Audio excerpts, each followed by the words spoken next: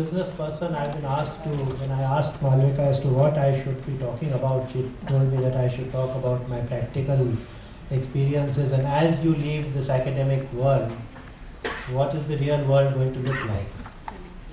And I gave it a lot of thought, and I thought that rather than be just a usual business person, maybe I should look at things a little differently. So first of all, I'm going to share with you a couple of anecdotes which actually have governed my life and which I believe have become a part of me and have been very valuable to me in terms of the manner in which I conduct my business and my affairs on a daily basis.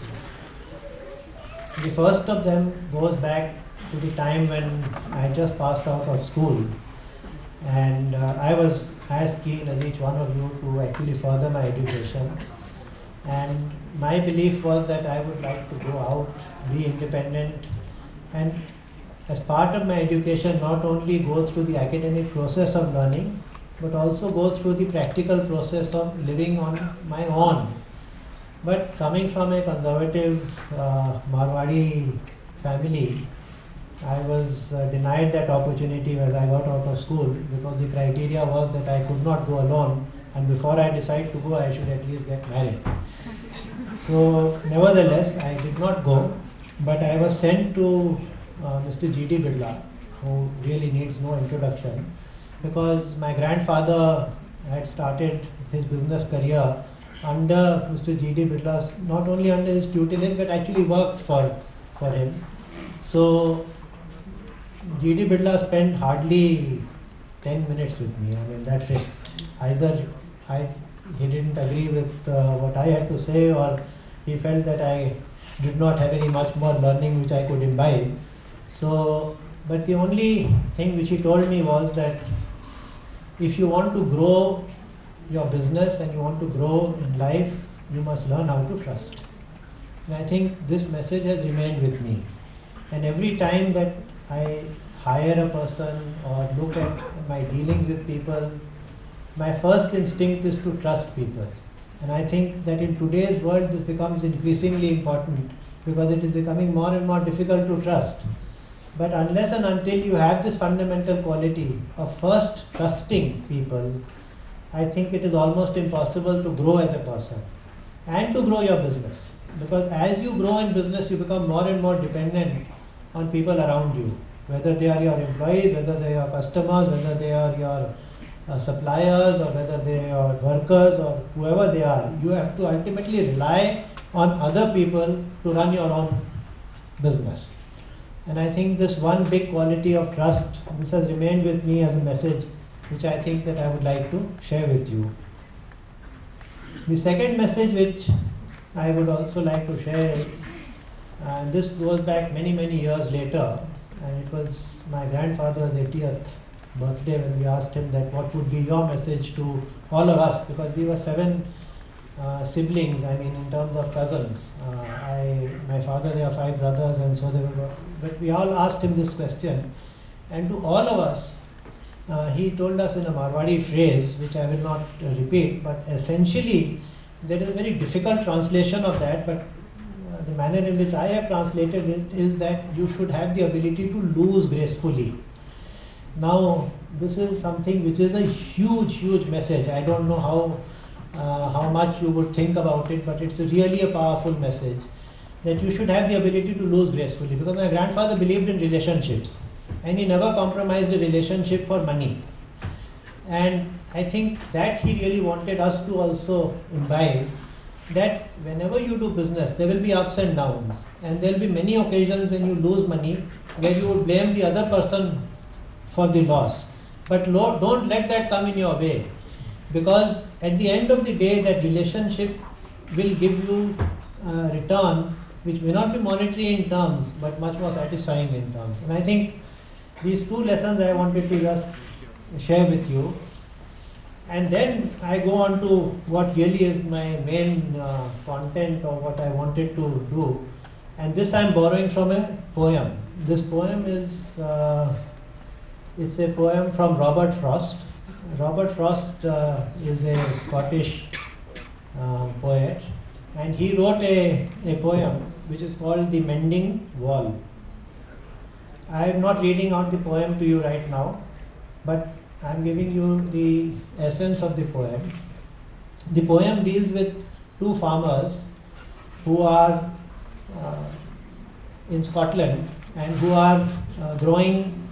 One farmer is growing pine trees and the other farmer has an apple orchard, and they have a wall between the two farms. And every winter, because when the snow melts, the wall also gets destroyed, and ultimately the wall has to be rebuilt. The wall is not rebuilt with brick and mortar, but it is basically boulders which are carried from the hills, and then these boulders are placed one on top of each other and the wall is rebuilt. It is a lot of lessons for me to learn from that. Number one, the very act of rebuilding the wall means that you have to have dialogue, because both the farmers together were rebuilding the wall.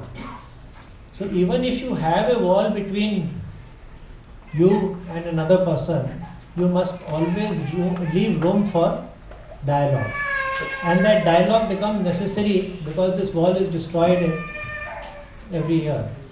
Now the fact that it is destroyed every year means that it is not permanent. Therefore don't build permanent walls around you. Build temporary walls, but leave room for dialogue. The next message which comes, and when I read the poem you will realize, at the end I will read it, that these pine trees and apple trees, now which means that each one of these farmers is actually pursuing his own personal interest, which means it is not necessary for a person to follow what the community wants you to follow. It is necessary for you to follow what you want to follow. And I think this is something which I would like to leave with you students, that there will be pressures on you. As you go out in life, you will see other people doing better, you will see other people doing worse, and you will be making comparisons at each instance of what is happening in your lives, and you will be strayed or governed on the basis of either judgment or judgments that you make, but never allow that to color your own individuality. You must always follow what you wish to do.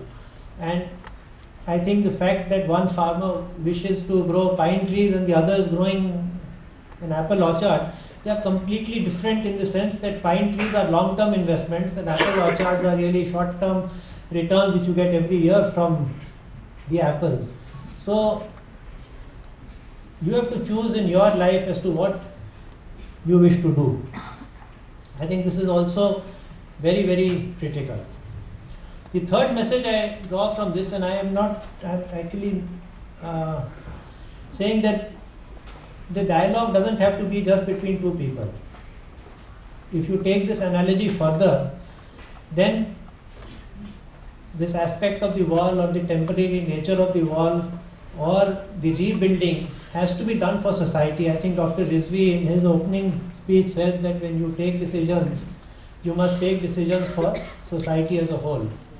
And I think in the context of India, this becomes even more critical, because somehow, at least my feeling is that we in our societies, which are affluent societies, have built walls which are of permanent nature with those who are less fortunate. And I think this is not desirable. I mean, this lack of sensitivity should be done away with. At the end of the day, management programs. When I went to Wharton School, I was taught that you should do business with other people's money.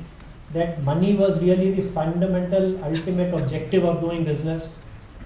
And let me tell you, 12 years later, I went back to Harvard Business School, and this time not as part of a program, but I was actually invited to be part of a select group of CEOs where Harvard wants to reorient its academic program. And Harvard